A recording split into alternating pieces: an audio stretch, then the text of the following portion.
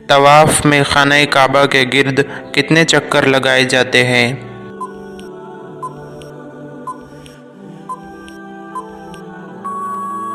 صحیح جواب ہے 7 چکر۔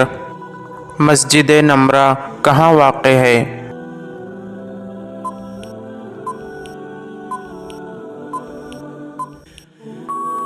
جواب ہے میدان عرفات میں۔ حجر اسود کہاں واقع ہے؟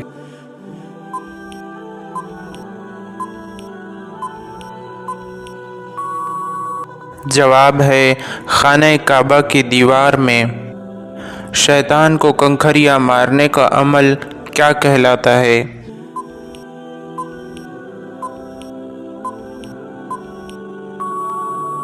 جواب ہے رمی۔ کسی دوسرے کی طرف سے کیے جانے والے حج کو کیا کہتے ہیں؟